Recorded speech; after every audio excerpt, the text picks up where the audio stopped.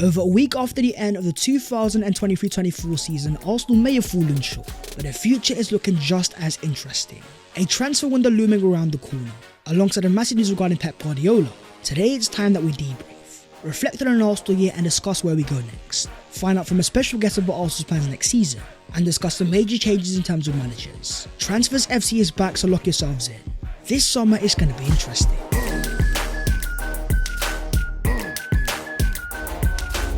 Yo, what is going on, guys? My name is Baz14. Welcome back to your boys channel, and I hope you guys are doing sensational. It has been a while and I have been trying to reflect after the end of the season. It was kind of painful, but here we are again looking towards the future. A massive summer is looming and here comes the content. So as per, don't forget to smash a like on the video if you enjoy and subscribe to the channel if you are new, as we are only 3,000 away from the big 200k. Let's get there as soon as possible. But starting off with the next step. With the end of the 2023-24 season, many Arsenal fans are wondering, where do Arsenal go next? Because in a season where Arsenal won 28 games and 89 points, scored 91 goals with 2.9 per game and conceded only 0.8, it was well above the average for a title winning side. Yet after a few Phil Foden daggers on the final day of the season, City once again edging Arsenal on the expected points table. For the first time in 5 years, Man City won their final 6 games of the season, in the process making it 4 titles in a row. Pep Guardiola's longest ever unbeaten run is what they had to take. Man City had to make history to beat this Arsenal side. 6 titles in a row deserves massive credit. It reminds me of the greats like Lance Armstrong, a legitimately great side that have 115 reasons why they are so good, more than we believe. Yet looking into next season, Man City are actually 33-1 in terms of relegation odds. The reason of course being the charges. Charged by the Premier League of 115 financial breaches. According to The Athletic, the UK government have admitted to the embassy in Abu Dhabi to have discussed 115 charges levelled at Man City by the Premier League, but are refusing to disclose the correspondence because it could risk the UK's relationship with the UAE. Man City have done something wrong. The evidence is there for everyone to see. As great as a manager as Pep Guardiola is, the basis of Man City was artificial. In my eyes, it's only a matter of time. They will be found guilty and there will be a massive consequence. But Arsenal fans can only focus on things in their control, with this being the progress under Mikel Arteta. From all the way to 56 points in 1920, his first ever season, year by year Arsenal have gotten better, all the way down to 89. That's where I want to talk about Rodri. In speaking after City's title win, he had a very controversial quote, saying Arsenal did an unbelievable season, but the difference was the mentality. When they came here, they didn't want to beat us. They only wanted a draw. And I'm not sure I agree with that. How can you see Arsenal go unbeaten against every single Big Six side, get 22 points out of 10 games, 8 points out of 12 against Pep and Klopp, with Arsenal becoming the first team since Liverpool's 21-22 season to go undefeated all season against Man City, yet still not think they had the right mentality? Yes, we went to the Etihad and we were defensive, but winning games of football is not always about possession. You look at the current Champions League finalists of Real Madrid. Carlo Ancelotti looked at Mikel Arteta's tactics at the Etihad and used them to his own advantage. The issue for Arsenal was not our mentality. It was the games against West Ham, Fulham and Villa, 2 of which came in the first half of the season, where Kai Havertz was still playing in midfield. Mikel Arteta was still learning about his side. An earlier change could have got us extra points. Regardless, the progress is evident. With more shots than last year, more shots on target, a far higher XG, more goals scored, far less goals conceded, less shots faced, and a massive drop in expected goals against. Having surprised so many last season, fought for a title when no one expected it, to then go up another level, have 4 players in the Premier League fans team of the season, with an abnormally good defence, the best in the league in terms of stopping the teams entering our box, and miles ahead in terms of box entry efficiency. This video that Arsenal posted was beautiful. Keep pushing, keep inspiring this team. Your support makes us who we are. Having gone to the final game of the season, there was one thing that stood out to me: the united feeling around the Arsenal fan base. Not winning a league title on the final day of the season, yet still supporting the team to the final minute. From all the way back in the Arsene Wenger days, getting 4th and winning the FA Cup, yet never progressing enough to be competitive.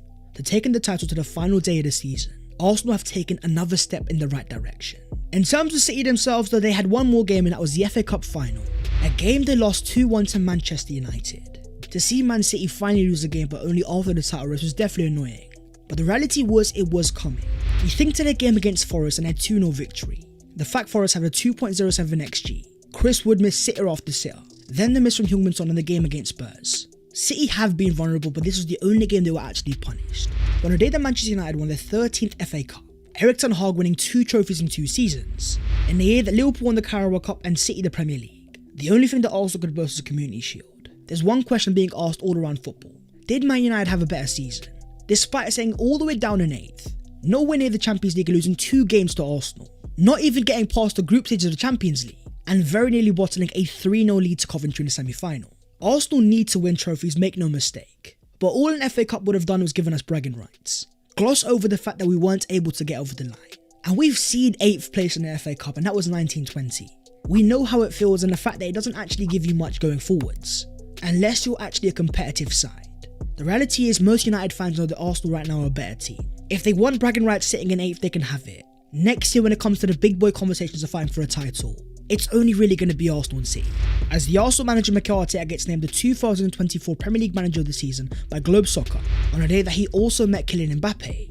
When on stage with the award, Mikel Arteta was asked what's next for Arsenal next season. The response was win, win, win, that's all we want. Entering the final year of his Arsenal contract and many fans wanting a major honour. The belief around the Arsenal fan base is next year is going to be the year. It has to be the year. We have to find a way to beat the robots of Manchester, who themselves are going to have a very intriguing year because of their manager. The breaking news from Jack Horn of the Daily Mail. Pep Guardiola is expected to leave Man City at the end of next season. The idea of beating Pep in his final ever City year, stopping him getting 5 titles in a row, and kickstarting a potential new era of dominance. There is no team right now in the Premier League that is as stable as Arsenal, that spends as much financially consistently, has no charges looming whatsoever, with a very young team and a young manager. This photo here sums up how I feel, with Klopp leaving and Pep soon as well. Mikel Arteta's Arsenal could be about to hit the jackpot, and Pep knows that more than anybody. In a recent interview saying in the next years Arsenal will be there and they've given us a good message, we cannot sleep. Otherwise in the next years we cannot catch them. So we have to take good decisions in the future, because Mikel Arteta has changed a lot. Beating Pep in his final year is going to be very hard. The idea of one of the greatest of all time going out on a defeat will not be what he wants. But with 115 charges looming and a potential massive point deduction, potential shouts of even relegation, Mikel Arteta's message to the Arsenal fans was clear. All this is happening because you started believing and you were patient. All the credit has to go to you and the players and the staff. They are unbelievable. But don't be satisfied. We want much more than that, and we are gonna get it. So moving on to Arsenal's transfer plan. 'Tis the season of the transfers FC. The question of who will Arsenal sign? How will they reach the next level? According to the reliable team news and ticks, we hear a lot about floor raisers and ceiling raisers, but I think the club are pretty happy with where the ceiling is. But they want to bring up the floor.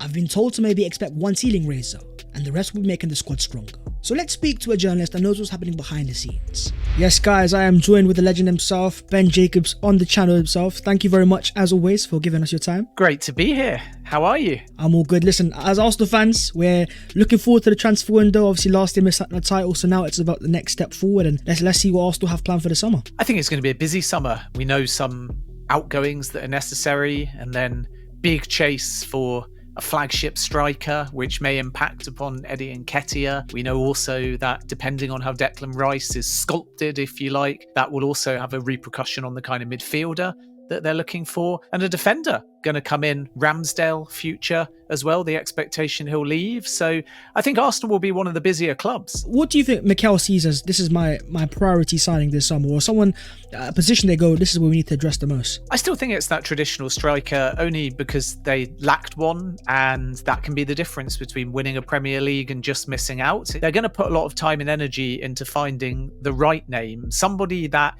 can be rigid, can be traditional, but maybe has that versatility aspect as well. When you say finesse, the player that stands up to me is Alexander Isak. And I know, that Newcastle don't want to sell him, but he's a player that I've heard reports that Arsenal might like. So what can you tell us about Alexander Isak and maybe Arsenal having just interest alone? Well, my understanding is that Arsenal not only have interest now, but have had interest historically. But the problem is you waste your time if you have no indication that the seller wants to sell. And that's the situation right now, that Alexander Isak and Anthony Gordon, by the way, who's been linked with Liverpool rather than Arsenal, are both untouchable. If nobody triggers Bruno Guimaraes' release clause, and Arsenal have been linked with him as well, and Newcastle suddenly need funds, then it wouldn't surprise me if somebody tries their luck. But there's a very slim chance that Isak is going to leave Newcastle. They see him as untouchable. But if you're looking for someone with a bit of finesse, and I think this is where the Arsenal interest comes from, Joshua Zirkzee, who's still widely expected to go to Milan.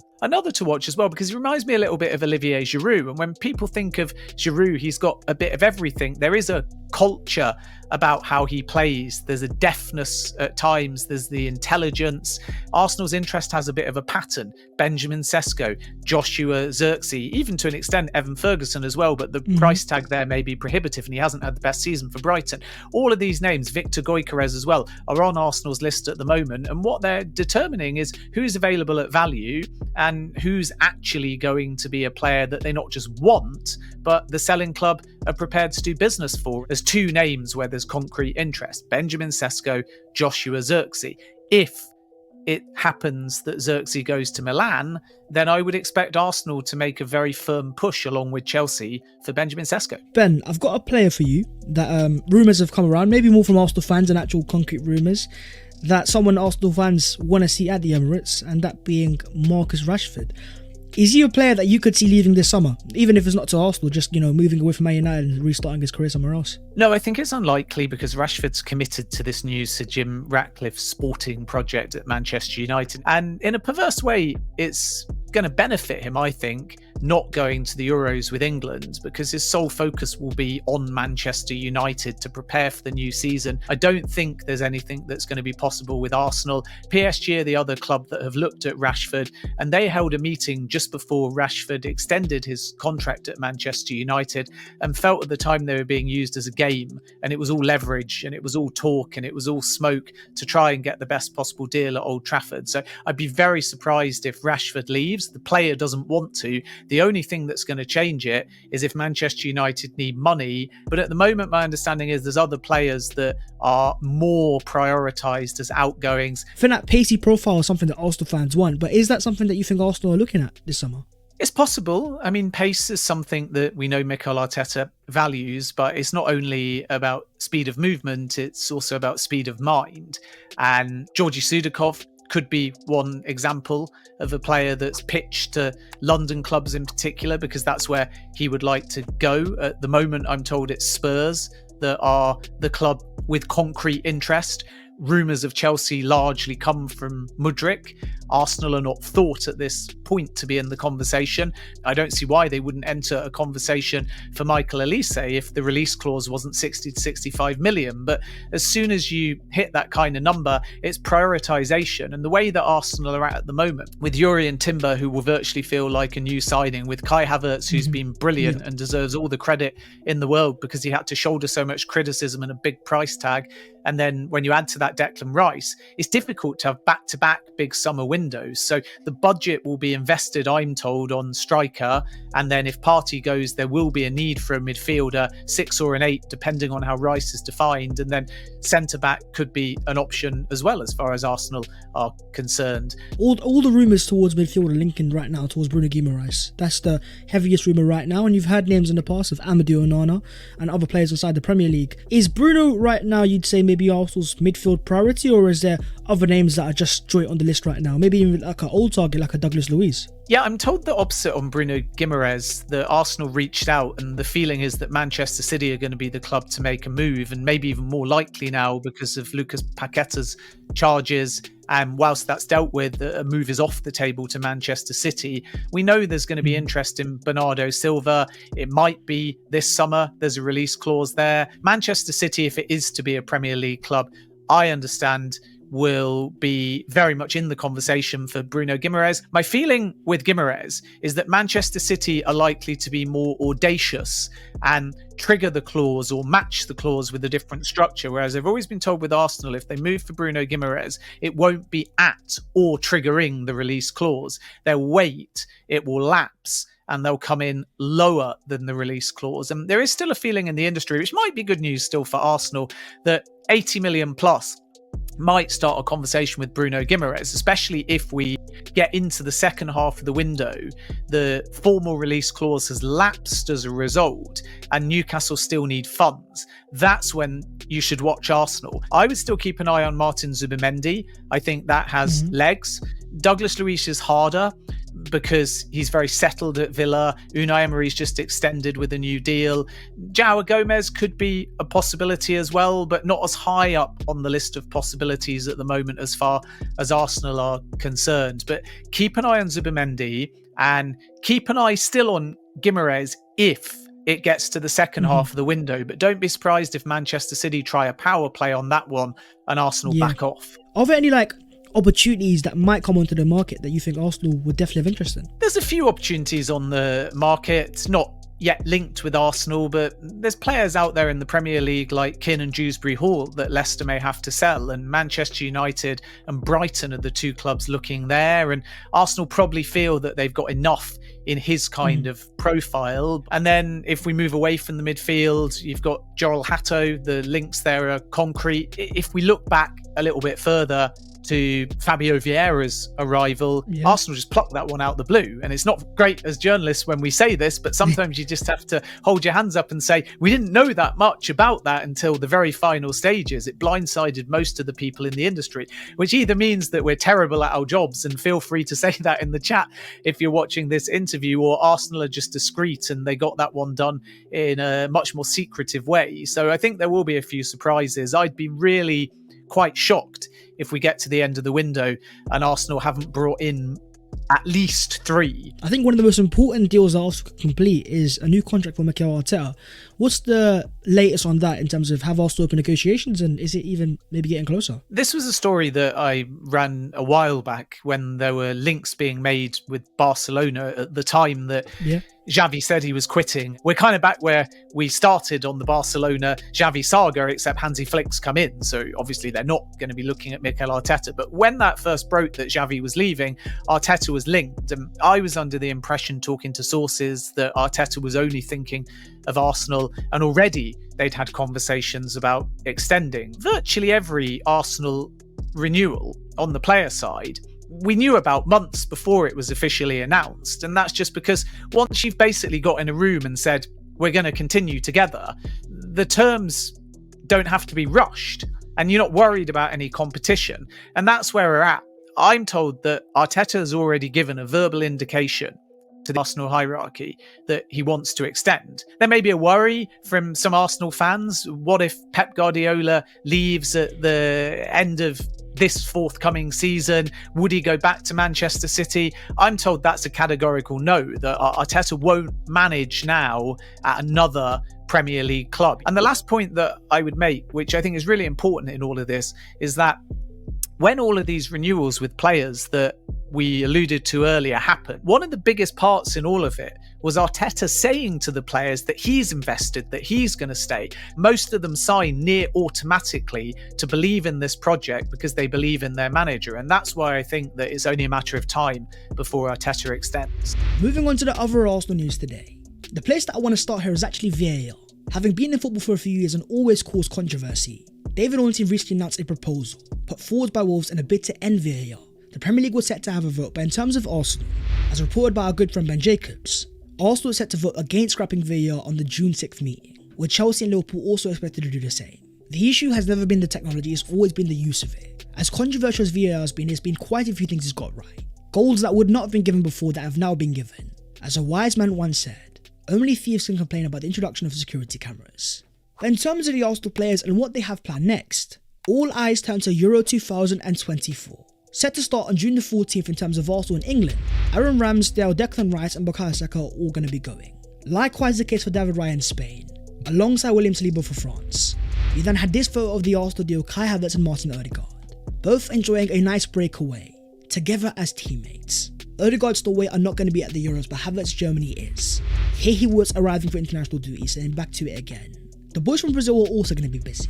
Gabriel Magalhaes and Gabriel Martinelli both gone to the Copa America, but no space for Gabriel Jesus. I actually think it's the right call for him. He struggled with knee injuries over the course of the season. A breakaway is exactly what he needs to fully recover and recuperate. But looking forward to next year, you can't help but think, Man City are obviously going to be our main rivals, but who else is going to be in contention?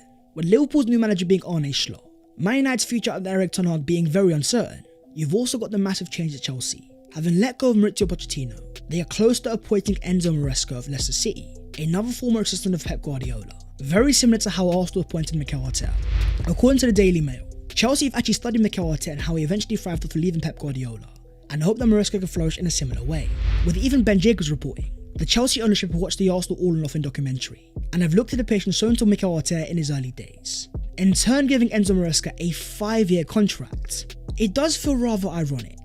All these rival fans laughing at Arsenal for missing out on a title, calling us spot jobs despite barely even being in the Europa League, yet watching their clubs trying to follow in Arsenal's footsteps. They can laugh at us all they want, but come the start of next season, they're going to want to be just like us. That is the video there and there, so hopefully you guys have enjoyed. If you have, don't forget to smash a like and also subscribe to the channel if you are new. If you want to follow your boy on all of your social medias, then the links are down below in the description. But that was the first episode of the Transfers FC. We are back in business over a summer transfer window that I expect to be very busy. So stay tuned for the content and I will see you guys very soon. Take care. And thanks.